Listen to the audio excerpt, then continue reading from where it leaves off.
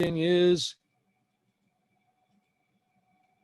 the story of the birth of Yitzchak, right? We already went through this. And the Lord remembered Sarah as he had said, and the Lord did for Sarah as he had spoken. And Sarah gave a son in her old age at the time, and the son's name was Yitzchak. And he circumcised him when he was 8 years old. God commanded. That's the reading of the Levi. This is the reading the first day. Here's the reading for the second day. And it was after these events that God tested Abraham, and he said to him, Abraham, and he said, here I am. The Akida, what we just learned. Good? That's the reading for the first day and the second day. Now let's do the Haftarah of the first and second day of Rosh Hashanah. Good?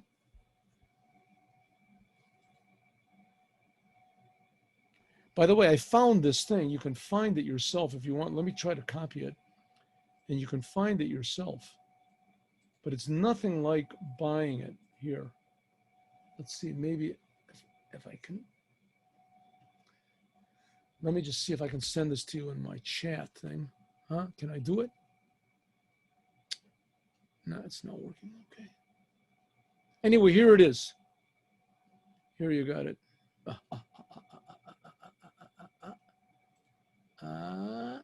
Chat. Oh. Here. Paste. There you go.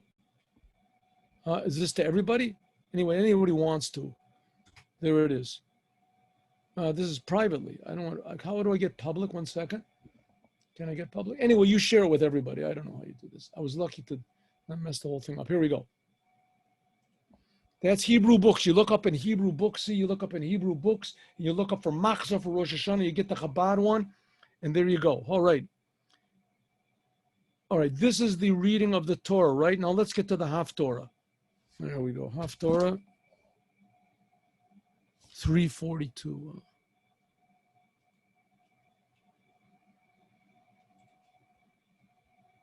Here we go. The first day of Rosh Hashanah. This is the birth of Shmuel. Oh, yeah, the Rebbe cried when he said this. And there was a particular man from Mamat Tzofim. And his name was Elkanah. This is a sad Haftarah, nothing worse. There's this fellow, his name is Elkanah, right? He's a big tzaddik, but he left the land of Israel because he thought that other places would be greener pastures. He was the son of Eliyahu, the son of Tohu, the son of Tzuf, a distinguished man.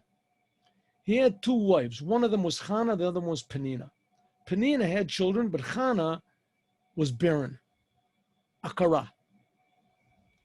Now, every year, this fellow, Elkanah, he used to go up from his town to bow down and pray and offer sacrifices in Shiloh.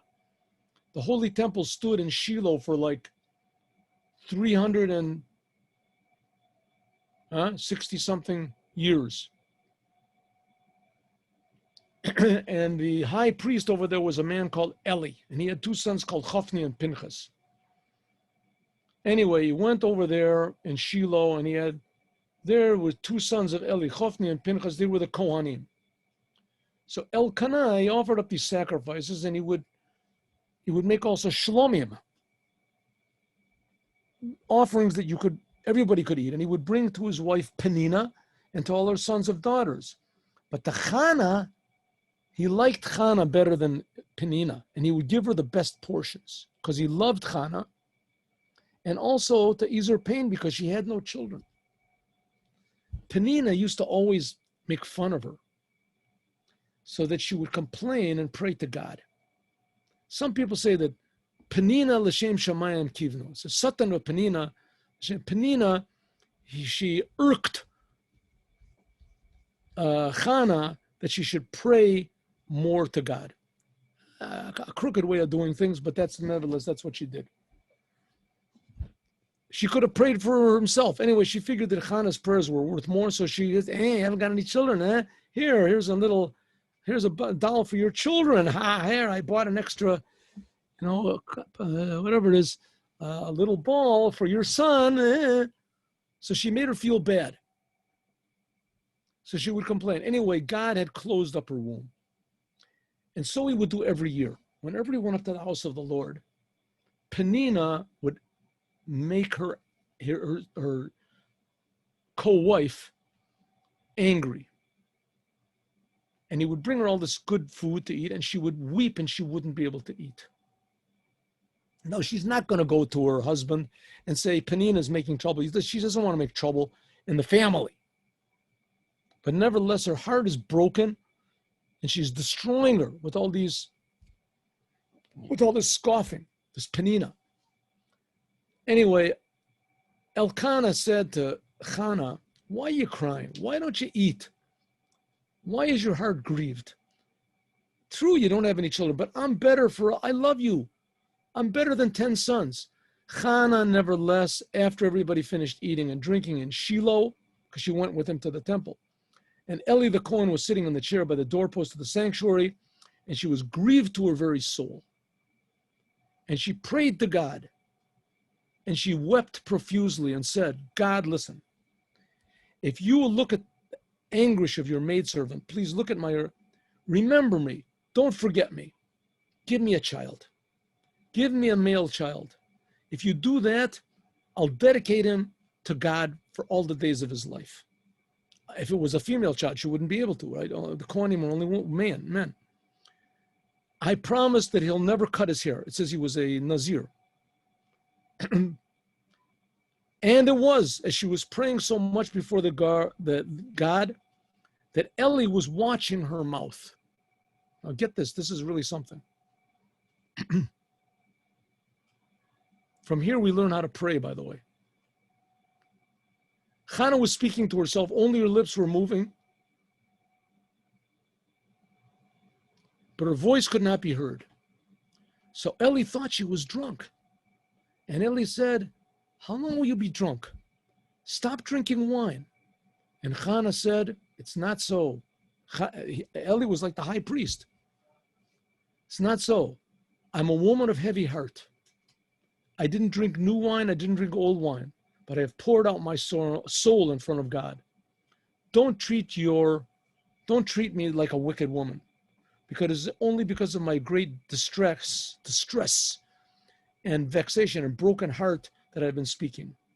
Eli said, okay, go in peace, and may the God of Israel grant your request what you have asked of him. Oh, she said, may I find favor in your eyes. So then she went on her way. She felt good. She ate. She was no longer sorrowful. They woke early in the morning, and they bowed down in front of prayer in front of Hashem. They came back to her house in Ramah, and Elkanah had relations with his wife, and the Lord remembered her, and it was at the end of that period of pregnancy that she gave birth to a son. And she called him Shmuel. Why did she call him Shmuel? That she said, I have Shu'ul, that I have asked God for him, and I have borrowed him from God. We'll see. I've asked. Sha'ul means I've asked. Elkanah, with all of his people, then is her husband, they went up the next year to Shiloh to offer up to the... But Hannah didn't go up. She said to her husband, I'm going to stay at home until the boy has been weaned, till he's 3 years old. 3 years old, 2 years. Then I'll bring him up there, and he'll in prayer in front of God, and I'll leave him there forever.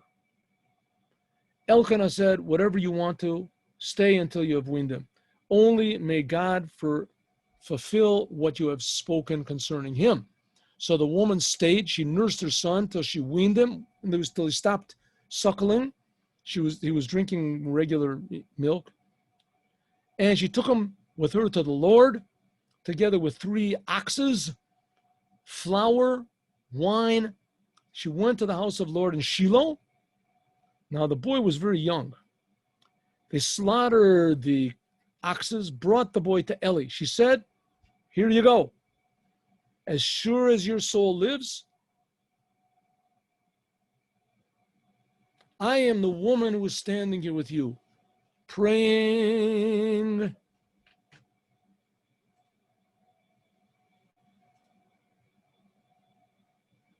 for the Lord. This is the boy I prayed for. Here I am.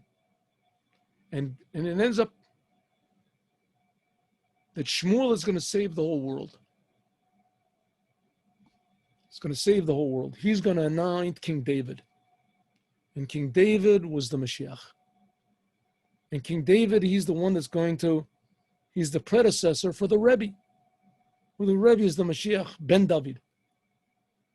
And the Lord granted me the request which I asked of him. I have also given him to the Lord. As long as he lives, he is being loaned to the Lord. That's Shmuel, Shaul. And he bowed down to the Lord. Hannah prayed and said, here is a beautiful prayer, which I'll read it in Hebrew afterwards. My heart exults in God. My glory has been raised in God. My mouth is open wide against my enemies. For I rejoice in your salvation.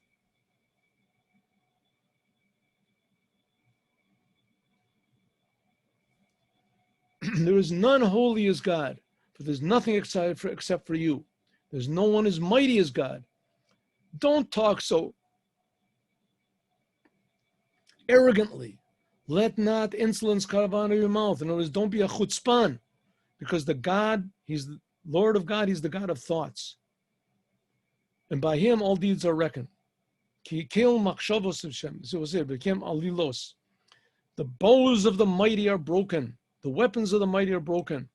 While those who previously stumbled will be strong. Those who have been satisfied, right in the past, will now have to rent themselves out for bread. While those people who are hungry, the Jews, will cease to be in want. The barren woman has been given to 7 children, and she who has many children will be bereaved. They say from this we learn that all of Penina's children passed away. Rabbi, who said that? Who? Who's saying that? This is Hannah. Hannah is singing a song to God. Oh, okay. Singing a song of thanks to God. Uh-huh. Those who have said, it says, God puts to death and restores to life. He brings down to the grave and he raises up. God makes poor. God makes rich. God will humble. God will elevate. God raises the poor from the dust. Those who have nothing, he raises them up from the dunghill to sit with nobles, gives them an inheritance, a seat of honor, because the pillars of the earth, the foundations of the earth belong to God, and he has set the world upon them. He guards the feet of his pious. The wicked ones are silenced forever, because not by strength and power does man prevail. Those who who oppose God will be crushed. He will be thunder against them in heaven, that God will judge the furthest corners of the earth. He'll give strength to his king and he'll raise the glory of the Mashiach. Let's say this in Hebrew, huh? This is really just so beautiful.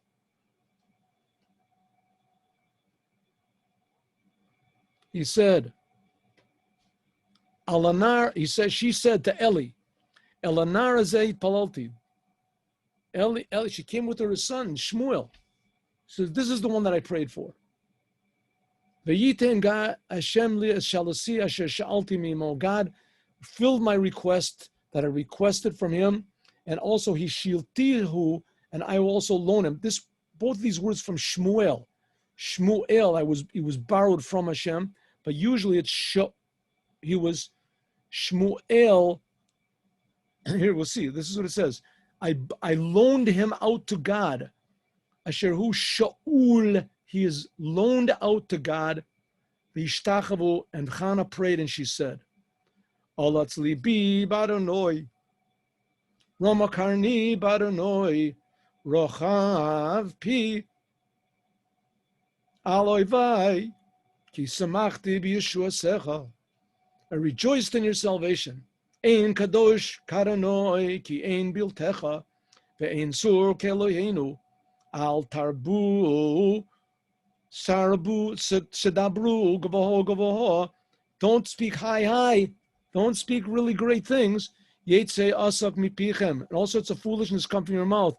Kikeil deos Hashem, v'lo niskanu alilos.